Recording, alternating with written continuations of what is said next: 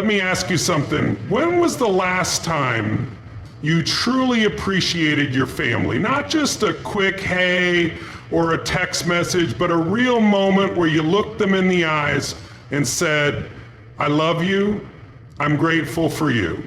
Most of us live like we have all the time in the world. We assume there will always be another day, another holiday, another opportunity to reconnect, but life doesn't work that way. One day, the people you love will no longer be here. One day, the chance to make things right, to express your love, to create memories will be gone. And the painful truth, most people don't realize this until it's too late. Tonight, I want to shake you awake. I want to help you break free from the illusion that time is unlimited. Because if you wait until tragedy strikes to value your family, you'll live with regret that no success, no money, no achievement can ever erase. So let's dive in. Let's talk about how you can make sure that when the time comes, you'll have no regrets. Only love, connection, and memories that will last forever. We live as if we have all the time in the world. We assume there will always be another day, another chance, another opportunity to make things right. But life doesn't come with guarantees.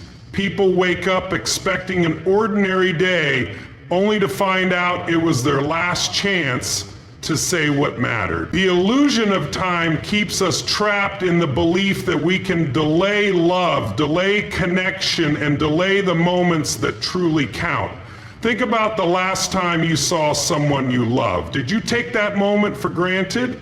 Did you rush through the conversation, distracted by your phone or your to-do list? Or did you look them in the eyes, truly present, and let them know how much they mean to you?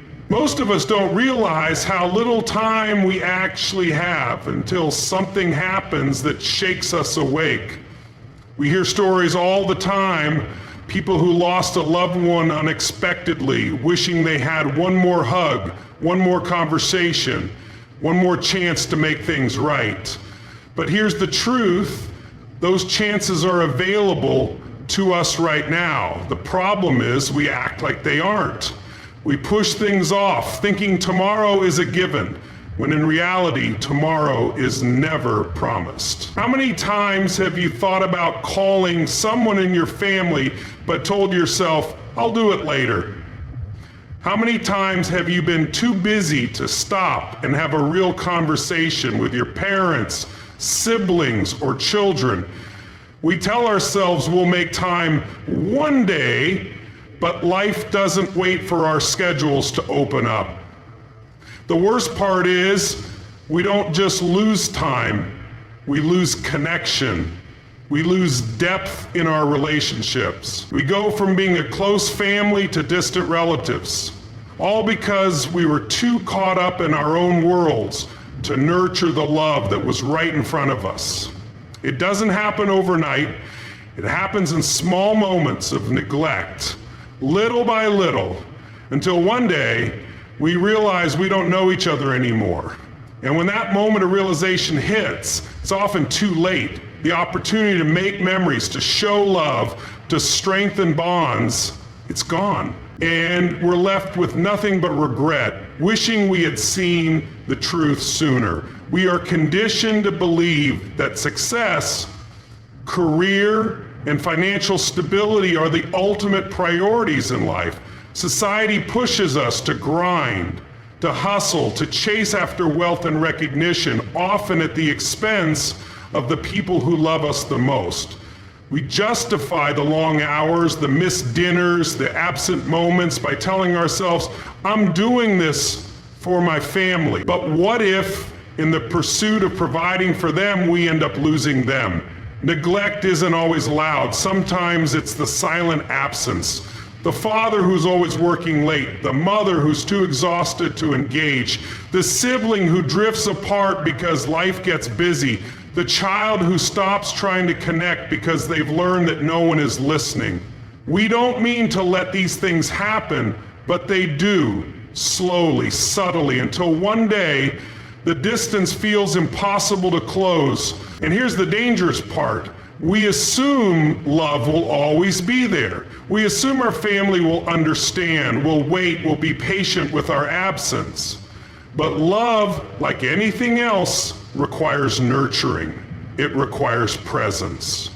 And when you neglect it long enough, people stop waiting. Resentment builds, emotional walls go up, and before you know it, you're living with people who feel like strangers. Many people realize this only after they've lost someone. Only after a tragedy forces them to stop and reflect. They look back and see all the moments they missed, the birthdays they skipped, the conversations they brushed off, the times they could have been there but chose something else instead. And no success, no amount of money, no achievement can ever replace the love they lost along the way. If you think about the most meaningful moments in your life, they rarely have anything to do with work, money, or status. They're the small, everyday moments, laughing over dinner, sharing stories, being there when it mattered most. These are the things that truly define a life well lived, yet they're often the first things we sacrifice. Neglecting family doesn't happen all at once. It happens in the little choices we make daily, and every choice either strengthens your relationships or weakens them. We live in a world that tells us money is the ultimate measure of success. We chase after financial security, believing that once we have enough, then we'll finally be able to relax, spend time with our loved ones, and enjoy life. But how many people reach the top only to look back and realize they sacrificed everything that truly mattered along the way? Money can buy comfort, but it can't buy connection. It can buy gifts, but it can't buy love. It can buy a house, but it can't turn that house into a home. Yet so many people trade away their most precious moments for the pursuit of wealth, believing that their family will benefit from their sacrifices. What they don't realize is that what their family truly needs isn't money, it's them. Children don't remember the expensive toys as much as they remember the time you spent playing with them. Parents don't want financial support as much as they want to know that their children still care. Siblings don't want extravagant gifts as much as they want to feel that they still have a friend in you. At the end of the day, the best gift you can give your family is your presence. People on their deathbeds don't talk about the money they made. They don't regret not working more hours. They regret the time they didn't spend with the people they love. They regret the missed holidays, the unspoken words, the love they failed to express. Yet we keep making the same mistake, thinking that our case will be different. The irony is, many people work hard for their family only to realize they never actually enjoyed life with them. They wake up one day and see that their children have grown, their parents have aged, and the opportunities to connect have passed. And once those moments are gone, they don't come back. What's the point of achieving success if in the process you lose the very people you're doing it for? We assume the people we love already know how we feel. We think they know I love them, so we don't say it. We think they know I appreciate them, so we don't express it. We assume there will always be another time to have that deep conversation, to say I'm sorry, to say I forgive you. And then suddenly that time is gone.